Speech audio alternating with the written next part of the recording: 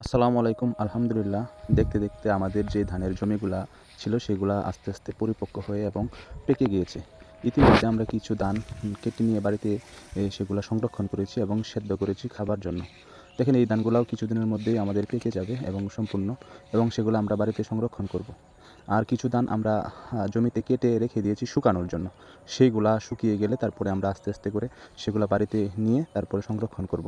আসলে সত্যি কথা আমাদের এখানে সর্বোচ্চ ফসল ধানই চাষ করা হয়। অন্যান্য ফসলের পাশাপাশি সবচেয়ে বেশি যে চাষটা করা হয় সেটা হলো ধান। এই যে এই ধানগুলা আমরা সংরক্ষণের জন্য শুকিয়ে জমি থেকে একেবারেই নিয়ে চলে যাব, সেগুলা বাড়িতে তারপরে সংরক্ষণ করব এবং বিক্রি করে দেব।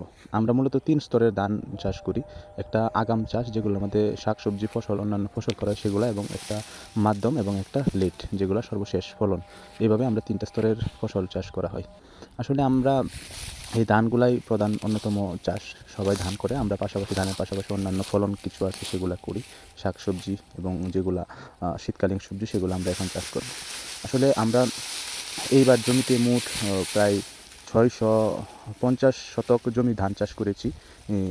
আলহামদুলিল্লাহ অন্যান্য বছরের থেকে এবারকে ধান অনেক ভালো ফলন হয়েছে। আপনারা দেখতে পাচ্ছেন এইবার খুব পোকামাকড়ের আক্রমণ বেশি একটা হয় নাই, যার জন্য আলহামদুলিল্লাহ আশা করা যাচ্ছে ধান তুলনামূলক অনেক ভালো হয়েছে। দেখতে, দেখতে আমাদের ধানগুলা কীভাবে আস্তে, আস্তে কেটে গেল। আসলে একজন সফল খামারির সবচেয়ে তখনই এই আনন্দের সময় হয় যখন ধানগুলা বাড়িতে যায়, ঠিক আছে? যে এই সময়টা যখন সোনালী ধানগুলা আমরা মাঠ থেকে বাড়িতে নিয়ে যাই, তখন প্রত্যেকটাই যে কৃষক এবং যারা এই ফসল করে তাদের মনে যে আনন্দ সেটা হয়তোবা অনেকেই এটা ফিল করতে পারবে না, এটা বুঝতে পারবে না।